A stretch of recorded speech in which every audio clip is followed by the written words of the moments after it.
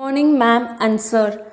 This is our projector module. This is the front part of the projector module, and this is the top portion. The holes are for the speaker output. Now, the entire body is constructed using MDF boards.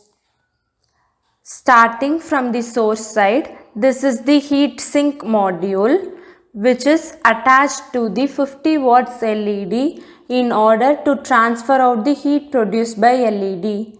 It is also provided an extra cooling through this cooling fan so that it is kept cool always. This is the power socket through which we give a supply of 12 volts as input to the DC buck booster, which produces an output of 3 to 39 volts range. This buck booster gives out the LED the required supply of 30 volts. This buck booster can be controlled using potentiometer. Now, this part is called the glass reflector part, which focuses the output light from LED to the collimating Fresnel lens, whose parallel beams of light falls on this LCD screen, which is connected to the Raspberry Pi through wires.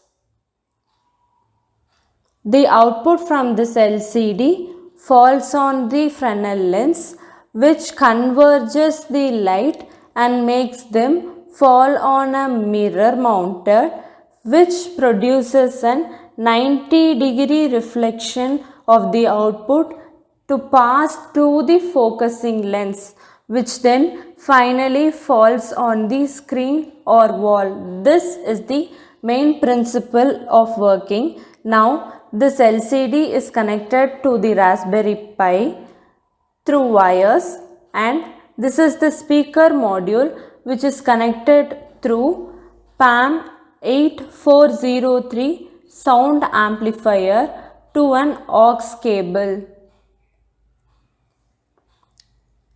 This is the volume control button to control the volume output of the speaker.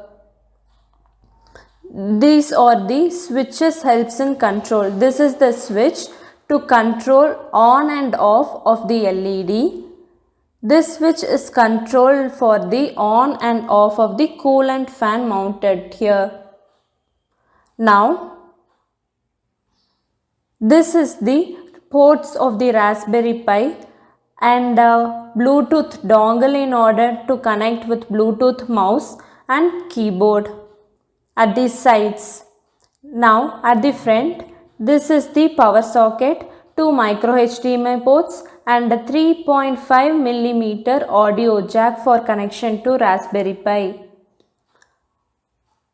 Now to see the output on the screen, turning on the LED switch using the toggle.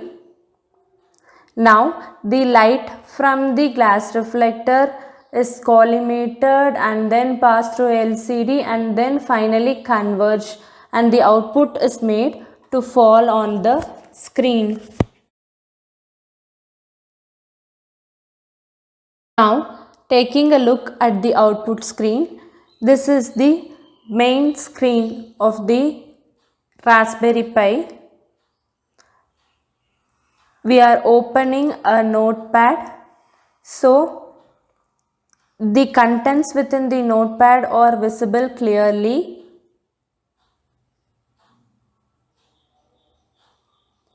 And opening the calendar. So it gives a good output.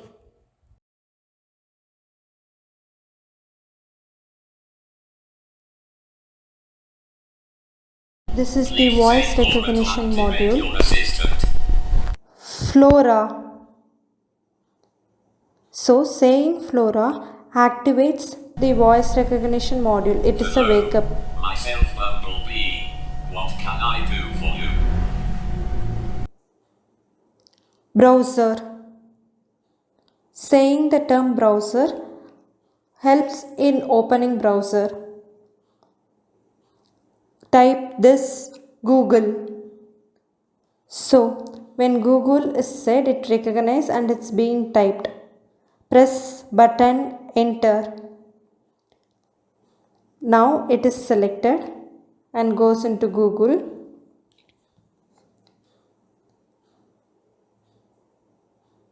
Type this YouTube.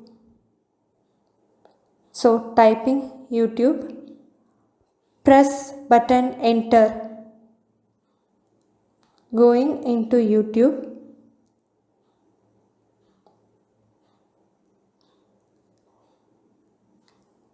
Left click. For selecting, we say the left click option. Similarly, it is usable for Notepad, Word, editing and all.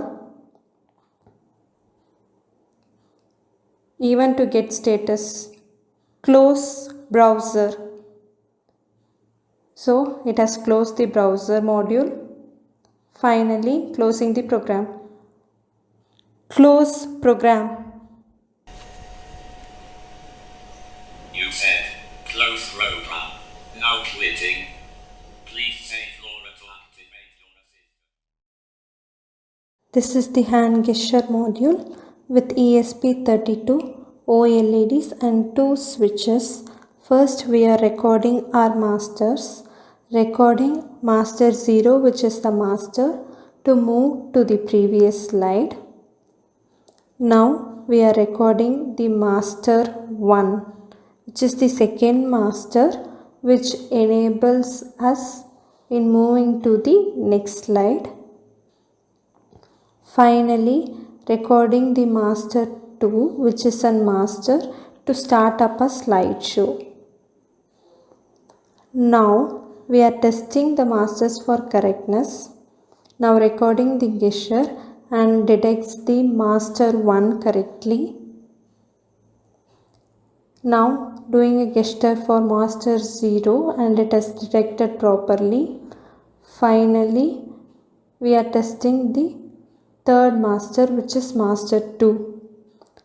So it is detecting properly. Now we are updating the EEPROM so that we need not do this recording process again and again when we power up.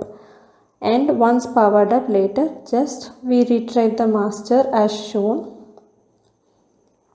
And finally, we can use it for our presentation. Testing the hand gesture, starting the slideshow. Now moving on to the next slide using our hand gesture. Moving from slide 1 to slide 2. Now again moving from the slide number 2 to 3 and finally from 3 to slide 4. Now in order to check the previous slide movement, we are doing the gesture and it moves from 4 to 3.